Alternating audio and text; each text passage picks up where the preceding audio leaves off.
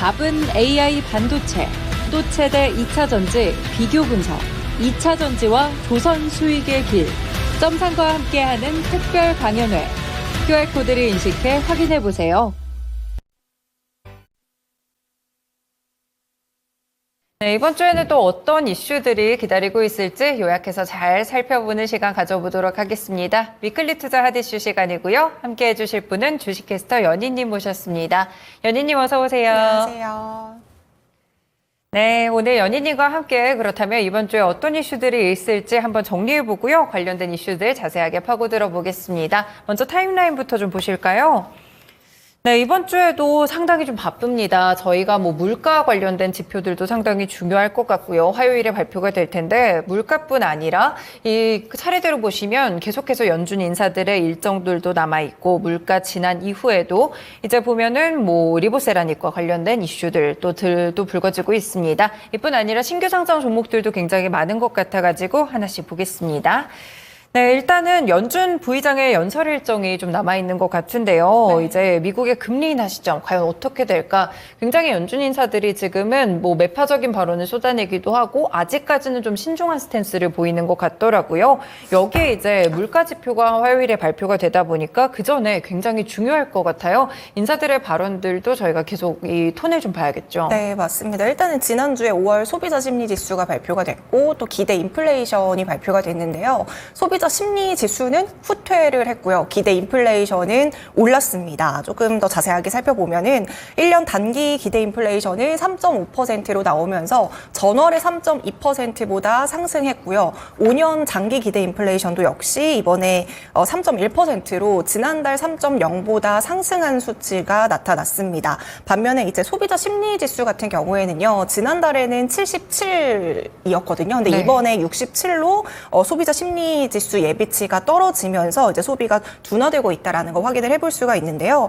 우리가 보통 소비자 심리 지수가 둔화가 되면 소비가 줄어드니 인플레이션도 둔화될 수 있겠다 이렇게 생각을 하겠지만 네. 이번에 나온 지표는 소비자 심리 지수는 떨어졌는데 인플레이션 기대치는 높아졌다는 거에서 약간 우려를 표명하고 있는 것 같고요.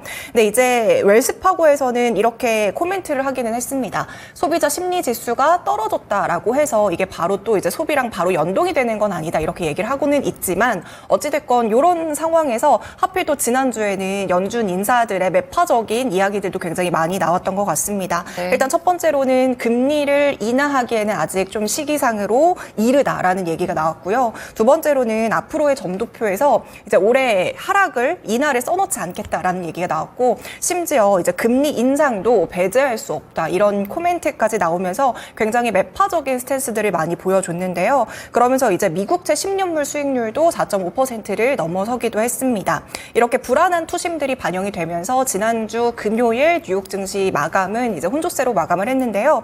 이제 필립 제퍼슨 연준 부의장의 연설에도 당연히 많은 관심이 쏠려 있겠지만 네. 이번 주에 이제 물가 지표들이 훨씬 더 중요할 맞죠. 것 같습니다. 14일에 4월 PPI가 발표되고 그 다음 날에 CPI 그리고 소매 판매까지 같이 발표가 되는데요. 지금 시장이 예상하고 있는 PPI 헤드라인 물가는 전월 대비 0.3% 정도 오르고 근원 PPI는 0.2% 오를 것으로 예상을 하고 있고요. CPI의 헤드라인 같은 경우에는 이번에 0.4% 그리고 근원 물가는 0.3% 상승할 것이다 이렇게 전망을 하고 있습니다. 네. 이제 근원 CPI의 경우에는 전월보다 0.1%포인트 떨어지면서 둔화를 예상하고 있고요. 소매 판매 역시 3월에는 0.7% 증가했는데 이번에는 0.4%로 소매 판매 역시 좀 둔화될 것이다 이렇게 예상을 하고 있습니다.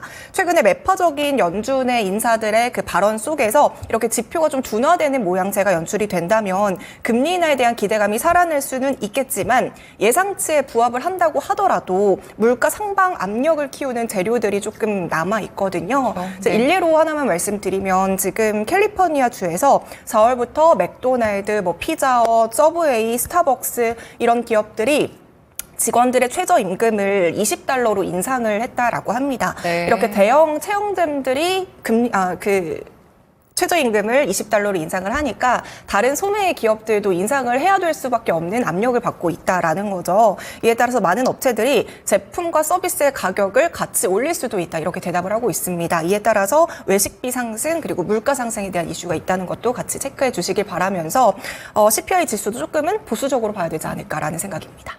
네, 그렇군요. 아무래도 이 연준 인사들이 계속 이야기를 하는 게 인플레이션이 확실하게 둔화되는 걸 보고 싶다. 이런 이야기를 굉장히 많이 합니다. 그렇기 때문에 이제 이번에 물가가 좀 둔화가 되는지, 사실 지난달이나 뭐 지지난달의 경우에는 좀 물가 지표가 높게 나왔잖아요. 그러니까 둔화가 되는지 이 부분이 상당히 중요할 것 같은데, 그래서 주 초반에 발표되는 미국 지표라든지 연준 인사들의 발언이 더욱더 무게감을 갖는 것 같습니다. 네, 다음 이슈 넘어가 봅니다. 오늘 국내 증시에서 노브랜드의 이 공모 청약이 있더라고요. 네. 저도 찾아보니까 신세계 노브랜드인 줄 알았는데 다른 기업이더라고요. 어떤 맞아요. 청약일까요? 이게 이마트의 그 PB 노브랜드를 가장 많이 떠올리실 것 같은데요. 이제 오늘부터 내일까지 공모주 청약이 시작이 됩니다. 그 노브랜드는 이제 의류 OEM, ODM 기업이라고 보시면 되는데요. 이렇게 이 노브랜드 아니고 저 동그라미 노브랜드가 맞습니다. 네. 어쨌든 의류 OEM, ODM 업체로 좀 업력도 굉장히 오래됐습니다. 1994년에 설립이 돼서 지금 30년 된 기업인데요. 의류 제품을 뭐 디자인하고 제작해주고 수출하는 기업인데 고객사도 굉장히 좀 빵빵합니다. 갭, 뭐 리바이스, 월마트, H&M 그리고 제이크루 굉장히 탄탄한 고객사들이 보유하고 있어서 앞으로는 타미힐피거랑 자라까지도 신규 고객사를 확장할 예정이다 이렇게 얘기를 하고 있는데요. 네. 사실 이제 OEM, ODM만 하면 지금 국내에 상장되어 있는 뭐 영원무역, 한세실업 그렇게 특별하게 이 기업들이 경쟁력을 갖추기는 약간은 어렵잖아요. 네. 그래서 최근에는 이 노브랜드가 시장 조사랑 기획 단계 그리고 생산 디자인 이거를 다 해주는 디자인 플랫폼 하우스로 거듭나기 위해서 굉장히 사업을 확대하는 중이다라고 이야기를 하고 있고요. 이게 바로 우리 기업의 차별점이다 이렇게 이야기를 하고 있습니다. 그리고 더 나아가서 생성형 AI 기술까지도 같이 접목을 하고 있는데요. 이제 옷을 제작을 하면 보통 이제 샘플을 고객사에게 보여주잖아요. 그쵸. 근데 노브랜드 같은 경우에는 생성형 AI를 같이 접목해가지고 3D로 미리 샘플을 시연을 해주고 또 쇼룸도 구성해주고 모델 런웨이 이런 것들도 같이 제공을 해주다 보니까 훨씬 더 고객사의 만족도를 높일 수 있다. 이런 데 경쟁력이 있다. 이렇게 얘기를 하고 있습니다. 가장 중요한 매출을 좀 살펴보면요. 사실 이제 코로나 때는 대부분 외출을 다 못 하시다 보니까 이 시기에는 적자를 냈었어요. 네네. 그리고 이제 코로나 이후에는 안정적으로 사업을 넓혀가다가 이제 작년의 경우에는 매출이 글로벌 전체적으로 경제 침체를 겪다 보니까 조금 하락했다, 줄었다라는 거 좀 체크를 해주시면 좋을 것 같고요. 이제 수요 예측을 보면 기관 투자자를 대상으로 한 수요 예측이 1075.61대 1을 기록을 했습니다. 최근에 상장된 HD 현대마린솔루션의 기관 경쟁률이 200대 1이었고요. 또 이제 코칩 같은 경우에도 988대 1이었는데 그것과 비교하면 기관 경쟁률도 상당히 높다라는 거 확인을 해볼 수가 있을 것 같고요. 공모가 역시 밴드 20% 초과하면서 14,000원에 확정이 됐습니다. 그리고 유통 가능 물량도 24% 수준으로 낮다라는 점이 좀 긍정적이고요. 특히나 이번에 노브랜드 같은 경우에는 환매 청구권이라는 게 있습니다. 네네. 이 환매 청구권이 뭐냐면은 상장을 하고 나서 주가가 떨어지면 공모가의 90%까지는 3개월 동안 이제 권리를 보장해 준다라는 거거든요. 네. 이런 것도 이제 긍정적이고 어찌됐건 지난주에 상장했던 현대마린 같은 경우에는 사이즈가 크기 때문에 오르는 데 약간 한계가 있지만 이번에 노브랜드는 좀 사이즈가 작은 친구이기 때문에 더 상승하는 것까지 기대해 볼 수가 있겠습니다. 네, 알겠습니다. 내일까지 일반 청약 진행되는 노브랜드, 다시 한번 말씀드리지만 신세계 노브랜드가 아니고 의류 OEM, ODM 기업이라는 점 확인해 보시면서 함께 청약도 고려해 보시면 될 것 같습니다. 네, 그리고 주 중반쯤에 지금 바이든 행정부가 계속 이야기가 나오는 게 대중국과 관련된 관세를 올리겠다. 네. 이번에 전기차에 대해서는 4배까지도 맞아요. 이야기를 좀 하고 있더라고요. 이 트럼프 행정부 시절 당시에 좀 제시가 됐던 이 관세를 좀 뜯어 고치려고 하는 것 같은데 지금 어떤 변화들이 생기게 될까요? 이제 도널드 트럼프 행정부 시절에는 미중 패권 전쟁이 굉장히 강력하던 맞아요. 시기였잖아요. 네. 그러면서 매일매일 관세에 대한 뉴스들을 저도 그때 전해드렸던 기억이 나는데요. 이제 그때 트럼프 전 대통령이 중국 상품 대부분에 대해서 관세를 적용을 시켰습니다. 3천억 달러 규모로 중국산 수입품에 대해서 최대 25%의 관세를 부과를 시키고 있었고요. 그게 지금까지 쭉 이어져 오고 있었는데 이번에 바이든 행정부에서 새로운 관세 부과 방식을 발표하겠다 이렇게 얘기를 하고 있습니다. 물론 발표가 되어야지만 세부적으로 어떤 내용들이 있는지 우리가 구체적으로 확인을 해볼 수가 있겠지만 지금 이야기가 나오고 있는 거는 기존에는 중국의 전반적인 상품에 대해서 관세가 적용이 되었지만 앞으로는 핵심 품목에 대한 관세를 강화시키겠다라고 이야기를 하고 있어요. 네. 핵심 전략 분야라고 한다면 대표적으로 전기차가 있고 또 배터리가 있고 그다음에 태양광 장비 그쵸. 이런 제품들에게 겨냥을 해가지고 관세를 고관세로 때릴 때리겠다라는 건데요. 이제 특히 지금 중국산 전기차 같은 경우에는 방금 말씀해 주셨지만 기존의 관세가 25%였는데 100%까지 4배 이상 올리게 된다라는 이야기도 함께 나오고 있습니다. 지금 바이든 행정부의 경우에는요, 중국산 제품들이 워낙에 저가 물량 공세를 하다 보니까 미국의 제조업이 지금 위협을 받고 있다라고 하는 거예요. 그래서 굉장히 이에 대해서 대응 방안을 모색하기 위해서 노력하는 중이고, 그래서 이번에 핵심 품목들에 대한 관세를 크게 인상할 것으로 보입니다. 네, 관세와 관련된 이슈, 미중 갈등은 지금 다시 한번 시장에서 좀 화두가 되고 있으니까요. 이 발표도 같이 주목을 해보시는 게 좋을 것 같습니다. 조금 더 가벼운 이야기로 넘어가 볼게요. 목요일에 이제 티웨이 항공이 처음으로 유럽 노선에 취항을 한다라는 그런 내용들이 좀 있네요. 사실 저비용 항공사들이 보통은 근거리라든지 동남아시아 정도까지만 노선을 취항하는 경우가 굉장히 많은데 이 유럽 노선 취항에 가는 게 이번이 첫 번째인가요? 네, 맞아요. 지금 티웨이 항공이 16일부터 인천과 크로아티아 정기 노선을 신규 취항하면서 이제 국내 LCC 최초로 유럽 노선 취항을 예정 중에 있는데요. 이제 티웨이 항공 같은 경우에는 이번에 크로아티아를 시작으로 6월에는 순차적으로 프랑스 파리, 그다음에 이탈리아 로마, 스페인 바르셀로나, 그다음에 독일 플랑크푸르트까지 유럽의 4개 노선에 대한 추가적인 취항도 함께 계획을 중에 있습니다. 어쨌든 지금 LCC 최초로 유럽 노선을 취항하려고 예정인데요. 이게 가능했던 이유는 지금 대한항공이랑 아시아나항공이랑 합병을 했잖아요. 그쵸. 그러면서 이제 유럽의 4개 노선을 티웨이가 이관을 받았기 때문에 이번에 이제 유럽 쪽에 신규 노선 취항을 예정을 하고 있는데요. 물론 아직까지 프랑스 항공 당국에서 노선에 대한 취항 승인은 받지 못했다라는 것들은 미리 체크해 주시길 바라겠습니다. 어쨌든 지금 항공 쪽을 다시 살펴보면은 코로나 이후로 하늘길이 굉장히 많이 뚫리면서 운항기 개수도 굉장히 많이 늘어나기 시작했고요. 국내외 여객 수요도 굉장히 많이 늘어났습니다. 그러면서 이번에 대한항공도 이제 분기 1분기 최대 실적을 냈고, 제주항공 같은 경우에도 분기 최대 실적을 냈고, 티웨이 항공 같은 경우에도 창사 이래로 이번에 분기 기준으로 역대 최대 매출을 기록했다, 이렇게 발표가 되고 있는데요. 네, 티웨이 항공 같은 경우에는 LCC 항공인데 그 중에서도 이제 만년 3위라는 꼬리표를 늘 가지고 다녔어요. 1위가 제주항공이고 2위가 진에어인데 이번에 티웨이 항공이 진에어의 그 여객 수송수를 넘어섰고 또 실적까지 굉장히 잘 나오면서 2위까지 오르게 됐고요. 이번에 유럽 노선까지도 같이 취항을 하게 된다면 추가적인 수익성까지 우리가 조금 더 체크를 해볼 수가 있을 것 같습니다.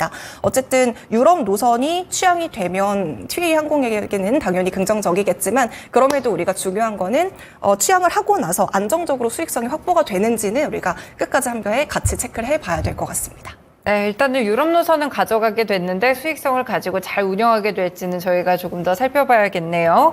그리고 이제 5월 16일 뭐 사실 기대감이 한 3월, 2월 계속 있었던 것 같은데 드디어 이제 리보세라닙 FDA의 신약 허가 결정이 어떻게 될지 이 공간에서 좀 나오게 됩니다. HLB가 그동안 주가 상승이 상당히 가팔랐었는데 이 수혜를 톡톡히 봤었잖아요. 지금 뭐 아직까지는 크게 뭐 잡음이 나오지 않고 있는 상황인데 이번에 승인을 받으면 좀 굉장한 포인트가 되겠죠. 맞아요. 이제 HLB 주가를 조금 보시면요. 올해 이미 99%가량 굉장히 많이 올랐는데요. 아무래도 이제 리보세라닙 FDA에 대한 그 허가 기대감 때문에 올해 굉장히 많이 상승한 것으로 보입니다. 지금 HLB의 핵심 신약 파이프라인은요. 간암 1차 치료제로 개발 중인 리보세라닙과 캄렐리주맙의 병용요법이에요. 이게 바로 이제 간암 1차 치료제인데요. 2022년에 HLB가 43명을 대상으로 이제 임상 3상에 대한 결과를 발표를 했습니다. 그때 이 간암 1차 치료제를 대상으로 연구를 했는데 이 치료제를 통해서 얼마나 오래 살 수 있는가, 그리고 이 치료제로 인해서 질병이 얼마나 더 악화되지 않는가, 요거 2개를 한번 연구를 했다고 합니다. 근데 이 2가지 포인트 모두 유의미한 개선 효과를 나타냈다라는 거죠. 지금 치료 효과로 생존 기간을 22.1개월까지 연장을 시켰는데 이게 1차 간암요법 역사상 가장 긴 기간이라고 합니다. 그래서 HLB는 이거를 대상으로 작년에 이제 5월에 FDA 신약 허가 신청을 냈고요. 이게 5월 16일에 최종 결과가 발표가 되는 날입니다. 허가가 되면 이제 국내 최초로 말씀해 주신 것처럼 FDA 허가받는 최초의 항압 신약이 되고 이제 판매가 가능해지는데, 이렇게 된다면 진짜 제약바이오 섹터에 대해서는 좀 역사상의 큰 획을 긋는 굉장히 엄청난 일이라고 볼 수가 있습니다. 지금 HLB 같은 경우에는 미국 직판을 계획을 하고 있고요. 미국의 시장 점유율을 한 50%까지 넓히겠다 이런 목표를 세우고 있습니다.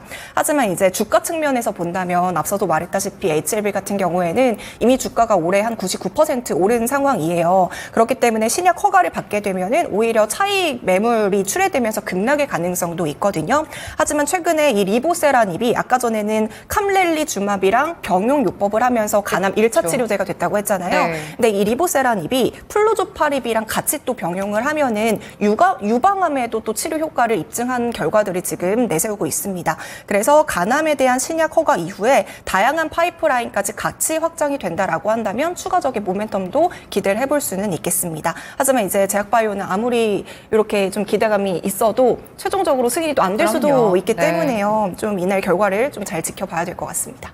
네, 5월 16일 드디어 또 이 관련해서 HLB의 D-Day가 될 것 같습니다. 함께 발표 지켜보시면 될 것 같고요. 이렇게 일정들 보니까 상당히 좀 많은 일정들 저희가 내용들 자세하게 좀 살펴드렸어요. 꼭 체크해 주시고 이제는 이슈로 좀 넘어가 보겠습니다. 최근에 이 미국에서도 짐 관련 이 짐이 굉장히 큰 폭의 상승세를 기록을 하고 있는데 대한해운, 페노션, 국내에서도 이렇게 해운주들이 상당히 좋은 흐름을 기록하고 있거든요. 뭐 운임지수가 많이 올랐다 이런 이야기들이 좀 나오고 있는데 최근에 해운주들, 해운 업황에 대한 분위기 좀 살펴주세요. 네, 지금 운임지수를 먼저 살펴보면요. 5월 11일 기준으로 상하이 컨테이너 지수 운임지수가 2,300포인트를 찍었습니다. 작년과 비교해서 지금 거의 한 2배 이상 오른 수치라고 볼 수가 있는데요. 올해 4월에서 원래 같은 경우에는요. 4월에서 6월은 해운 산업에 있어서는 굉장히 비수기로 꼽히는 계절입니다. 하지만 그럼에도 불구하고 지금 운임이 이렇게 크게 상승했다라는 것은 여러 가지 이유가 있을 수 있는데 대표적인 이유 중에 하나가 바로 이제 중동 분쟁에 대한 그 지정학적 리스크가 장기화되고 있다라는 점이거든요. 네. 그래서 물류 대란으로 인한 우려 때문에 이렇게 같이 컨테이너 운임 지수가 상승을 하고 있고요. 이렇게 이란이랑 이스라엘의 충돌이 장기화된다면 이제 선사들이 항로를 돌아가야 되잖아요. 맞죠. 돌아가는 만큼 운임이 같이 상승으로 이어질 수밖에 없기 때문에 이렇게 최근에 운임 지수가 상승하고 있다라는 점 짚어드리겠습니다. 근데 지금 일각에서는 이렇게 오르고 있는 운임 지수가 일시적이다라는 이야기들이 있거든요. 네. 하지만 이제 우리가 4월에서 6월이라는 비수기가 끝나면 7월부터는 다시 성수기로 진입을 하게 돼요. 7월부터는 다시 성수기인데 여전히 지금 지정학적인 리스크가 존재하기 때문에 성수기를 앞두고 물량을 확보하려는 경쟁이 치열해진다면 운임 상승세는 앞으로도 지속될 수 있다라는 점에서 해운주들에게 긍정적인 요인으로 뽑힐 수가 있을 것 같고요.